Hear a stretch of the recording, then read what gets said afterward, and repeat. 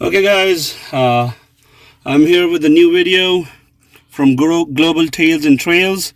Today I'm going to show you Kia Soul, how to put the car in neutral. There is, you see that, it says shift lock release, and you need to pull it out, and then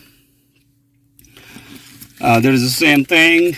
You need to push that, and there is one button inside. You need to push that, press the brake pedal, and then you can put in neutral. That's all. So put the thing back. So this is Kia Soul. So that's how you can put the car in neutral.